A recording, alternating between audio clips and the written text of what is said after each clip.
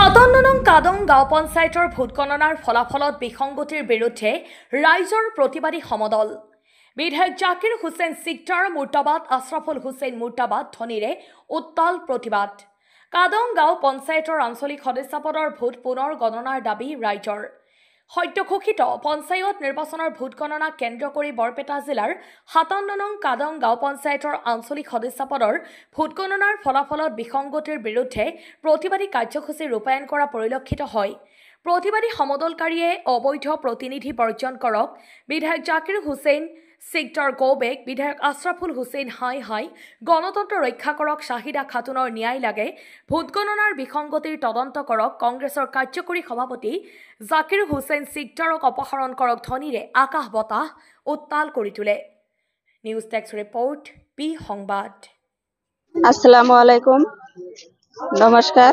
মোৰ নাম শাহিদা খাতুন, 57 নং কাদং গাঁও পঞ্চায়তৰ আঞ্চলিক সদস্য পদৰ প্ৰাৰ্থী। কংগ্ৰেছ দলৰ পৰা টিকেট পাই মই ইলেকশ্যন খেলাইছোঁ। মই 1023 ভোটত জিতিছোঁ। মোৰ জিন্নাত ৰেহানাই 1023 ভোটে হাৰিছে। মোৰ এইটো ন্যায় বিচাৰ লাগে। মই জিতাৰ পিছত অফিচাৰৰ ওচৰত গৈছিলোঁ।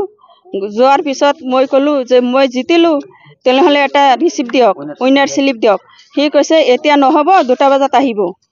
মই ঘৰত গুচি আহিলোঁ। গুচি অহাৰ পিছত মই আকৌ 1:30 বজাত গ'লোঁ। 1:30 বজাত যাই কেনে আই কাৰ্ডটো দিলোঁ। দিয়াৰ পিছতে ক'লোঁ মোৰ উইনাৰ স্লিপটো দিয়ক। সি কৈছে এতিয়াও অহা নাই, DC ছাৰৰ কাছত আছে, অলপ পিছত আহক। অলপ পিছত কৰি 5টা বা 5:30 তেতিয়া আকৌ গৈছোঁ। যোৱাৰ পিছত সি ক'লে যে আপোনাৰ নামটো নহয়, জিন্নাত ৰেহানা উইনাৰ হৈছে। মই কৈছোঁ এইটো কেনেকৈ হয়? মই 1023 ভোটত জিতিলোঁ, যি হাৰিছে তাৰ নাম কেনেকৈ উইনাৰ স্লিপ আহে? কয় মই নাজানো, কাউণ্টাৰত যাওক। কাউণ্টাৰত যাই কেনে অফিচাৰক ক'লোঁ যে মই 1023 ভোটত জিতিলোঁ, যি হাৰিছে তাৰ নামটো কেনেকৈ আহে? কয় মই নাজানো। ইয়াৰ পৰা স্লিপকেইটা ওলাই দিছোঁ। মই তেতিয়া ওলাই আহিলোঁ। ওলাই আহি কেনে জাকিৰ সিকদাৰক ক'লোঁ, ছাৰ এনেকুৱা কথা, মই জিতিলোঁ। জিতাৰ পিছত মই ঘৰত গৈছোঁ। ঘৰত অহাৰ পিছতে এনেকুৱা হৈছে। ঘৰত যোৱাৰ পিছত এইটো কেনেকৈ হয়? মই জাকিৰ সিকদাৰে ক'লে যে এটা এপ্লিকেশ্যন দিয়া, এপ্লিকেশ্যন দিলে ৰিকাউণ্ট হ'ব। মই এপ্লিকেশ্যন লিখি কেনে জাকিৰ সিকদাৰৰ কাছত দিলোঁ। জাকিৰ সিকদাৰে সেইটো হাতত লৈ কেনে কোনো শব্দ দিয়া নাই।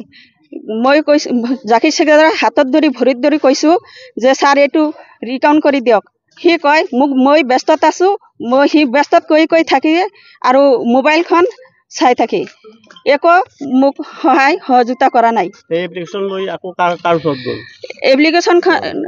এপ্লিকেশ্যনখন জাফৰ আৰু এটা ল'ৰা, মই তাৰ নাম নাজানো, সি 2টা ল'ৰাই সেই কংগ্ৰেছ দলৰ DC ছাৰৰ কাছত গ'লে DC ছাৰে বোলে কৈছে যে এতিয়া টাইম নাই, এইটো নহ'ব। এতিয়া এইটো মই ন্যায় বিচাৰোঁ। এইটো ন্যায়ৰ বিচাৰ দিব লাগে। মই DC ছাৰক কওঁ এইটো ৰিকাউণ্ট কৰিব লাগিব, এইটো ন্যায়ৰ বিচাৰ দিব লাগিব। মই আইনক বিশ্বাস কৰোঁ। মই আইনৰ মাজত গৈছোঁ। মই আইনে যিটো কৰে সেইটো মই মানি লওঁ। আসসালামু আলাইকুম, নমস্কাৰ সাংবাদিক বন্ধুসকল। আজি আমি শোভাযাত্ৰা ওলাইছোঁ, প্ৰতিবাদী শোভাযাত্ৰা ওলাইছোঁ এইটো কাৰণেই যে এই বছৰ পঞ্চায়ত নিৰ্বাচনত মোৰ বোৱাৰীক লৈ কংগ্ৰেছ দলৰ টিকেট লৈ আঞ্চলিক কাদং গাঁও পঞ্চায়তৰ আঞ্চলিক সদস্য পদত নিৰ্বাচন খেলিছিলোঁ। নিৰ্বাচনত ৰাইজৰ সঁহাৰি পাইছোঁ আৰু 11 তাৰিখত ভোট গণনাত আমি জিকিছোঁ। 1023 ভোটত আমি জিকিছিলোঁ। জিকাৰ পিছত তেতিয়া আমাৰ বোৱাৰী আৰু কাউণ্টিং এজেণ্টসকলে উইনাৰ স্লিপ আনিবলৈ গৈছিল। তেতিয়া ছাৰে বুলি কৈ দিছিল যে 2টা পিছত দিয়া হ'ব, কাৰণ DC ছাৰে নাই, DC ছাৰে ছিগনেচাৰ নহ'লে নহ'ব, তেতিয়া 2টা বজাত আহক। ঠিক আমাৰ প্ৰাৰ্থী আৰু কাউণ্টিং এজেণ্টসকলে 2টা বজাতে গৈছিল, 2টা বজাত আগতে গৈছিল। এই অলপ পিছত কৰি এওঁলোকে 5:30 6টা বজাত তেওঁলোকে ৰেজাল্ট ছেটটো ওলাইছে। এতিয়া মোৰ বোৱাৰী যিজন জিকিছিল অবৈধ প্ৰতিনিধিৰ কাৰণে জিকা নাই, 1023 ভোটত সি ঘাটিছে। গতিকে 1023 ভোটত ঘাটা ব্যক্তি যদি উইনাৰ স্লিপ দিব পাৰে, সেই অবৈধ হ'লে কেনেকৈ হ'ব? কাৰণ আমাৰ প্ৰাৰ্থীগৰাকী ৰাইজে বহুত ভোট দিছে, কাৰণ আমি 5000ৰ ওপৰত ভোট পাইছোঁ। গতিকে 1023 ভোটত আমি জিকিছোঁ। গতিকে অবৈধ নহয় কেনেকৈ হ'ব? জাকিৰ হুছেইনে গো বেক আৰু মুৰ্দাবাদ দিয়াৰ কাৰণ এইটোৱে যে তেওঁ আমাৰ দলৰ এজন উদ্যম হলকৰ্তা, গতিকে আমাৰ ষ্টেট লেভেলৰ আৰু ডিষ্ট্ৰিক্ট লেভেলৰ তেওঁ মানুহটো তাত থাকাতে তেওঁ হাতত ভৰি ধৰাৰ স্বত্তেও মোৰ বোৱাৰী যদি ন্যায় নাপালে, গতিকে ৰিকাউণ্টটো নাপালে কাৰণ অথচ ৰিকাউণ্ট চলি আছে। যদি ৰিকাউণ্ট নহ'লে এইটো আমাৰ বৰপেটা যদি ৰিকাউণ্ট নহ'লেহেঁতেন তেনে কোনো কথা নাছিল। গতিকে ৰিকাউণ্ট চলি আছে। এটা ভোটত, দুটা ভোটত, তিনিটা ভোটত, পাঁচটা ভোটত ঘাটা পাতি তেওঁলোকে যিটো ঘাটা দেখাইছিল ৰিকাউণ্ট কৰি তেওঁলোকে জিতি গৈছে। ইয়াতে চক্ৰান্ত আছে, জাকিৰ হুছেইনৰ চক্ৰান্ত আছে। এতিয়া জাকিৰ হুছেইন চিকদাৰে 4টা ক্ষেত্ৰত ন্যায় দিয়াৰ ক্ষেত্ৰত গা এৰা দি আছিল।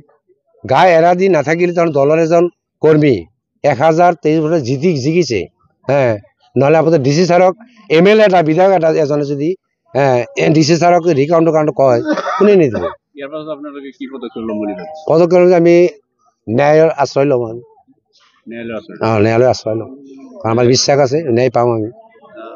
বহুতে কয় যে 4-5 বছৰ লাগি যায়। 5 বছৰ লাগে, 7 বছৰ লাগিব, আমি ন্যায় পামতো, এটা ৰেজাল্ট পামতো যে আমি যে জিকিছিলোঁ। গতিকে ৰাইজক জনাব লাগে যে আমি জিকিছিলোঁ। গতিকে চৰকাৰীভাৱে বা কোনোভাৱে বিসংগতি কৰি হয়তো আমাক হৰুৱাইছিল, কাৰণ তেওঁলোকক আমি দেখুৱাব লাগিব যে আপোনালোকে ভোট দিছিল, ভোট দিয়াটো সত্য।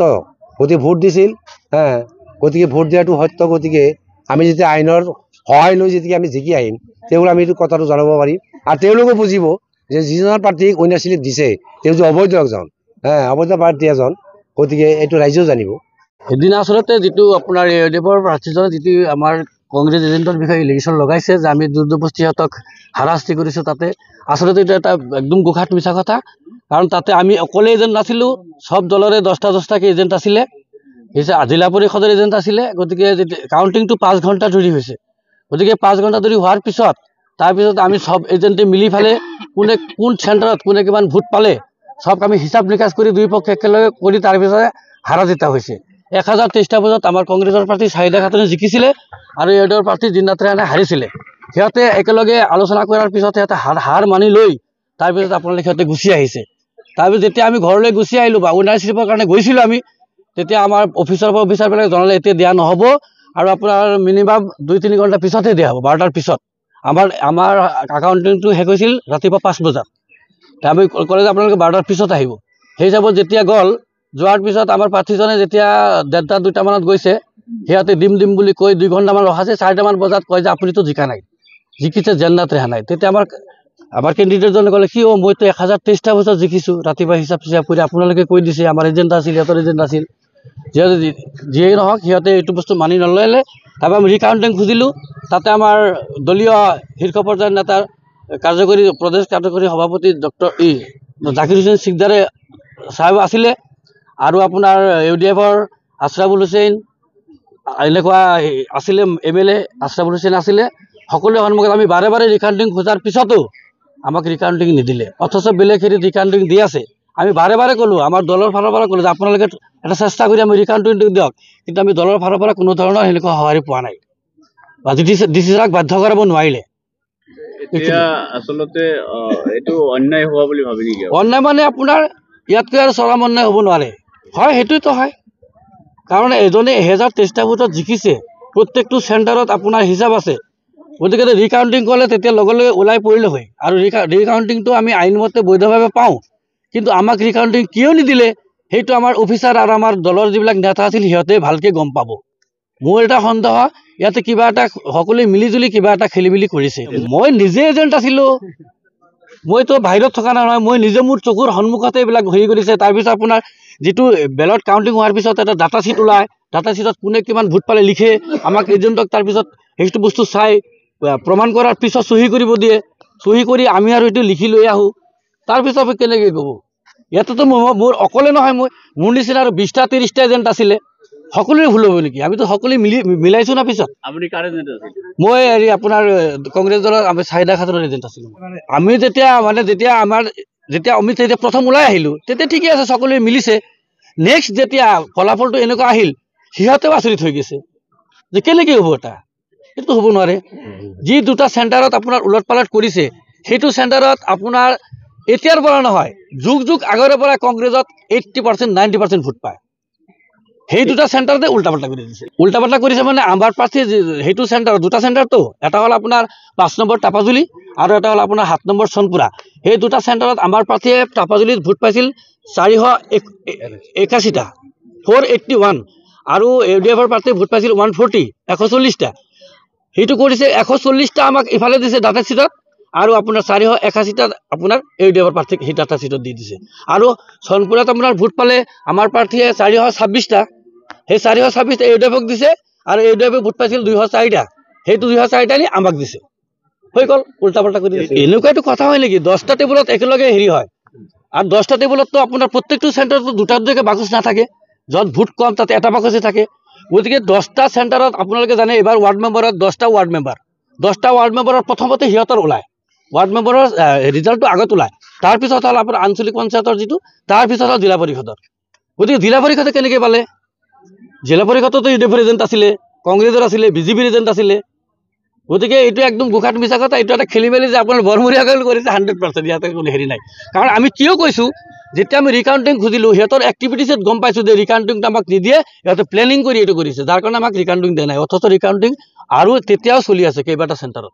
মই আপোনালোকে জানে এইবাৰ যেনেকুৱা ষ্টিক, আপোনালোকে সংবাদ মাধ্যমৰ মানুহটো নিশ্চয় তাতে আছিলে কাউণ্টিঙত, বহুত সংবাদ মাধ্যমৰ মানুহ আছিল। যদি তাতে এটা খেলি মেলি হ'ল হয় বা কিবা তাতে অত্যাচাৰ বা কিবা হাৰাশাস্তিৰ কথা এনেকুৱা আহিল হয়, তেনেহ'লে নিশ্চয় এইটো অসম্ভৱ। তাতে যিটো CC কেমেৰা, যিটো প্ৰশাসনৰ যিটো ষ্ট্ৰিক, অসম্ভৱ। তাতে মানে জোৰেকৈ কথা ক'ব নোৱাৰি আৰু আপোনাৰ ক'ত খেলি মেলি কৰিব। এইবিলাক মিছা কথা। এতিয়া সিহঁতে জিকিছে, অবৈধভাৱে সিহঁতক ডিক্লেয়াৰ কৰিছে। গতিকে কৰিছে যেতিয়া সিহঁতেতো বাচিবৰ কাৰণে এইটো বস্তু ক'বই লাগিব, এটা এলিগেশ্যনটো লগাবই লাগিব যে আমাক জোৰ জবস্তি তাৰ পৰা হেৰি কৰি দিছে, আমাক থাকিব দিয়া নাই, সিহঁতে জোৰ কৰি এনে মিছামিছি লিখি লৈছে। এইটোতো মানে এটা অসত্য বস্তু এটা সত্যত পৰিণত কৰাৰ কাৰণে যিটো মিছা কথা ক'ব লাগে সেইটো সিহঁতে আশ্ৰয় লৈছে।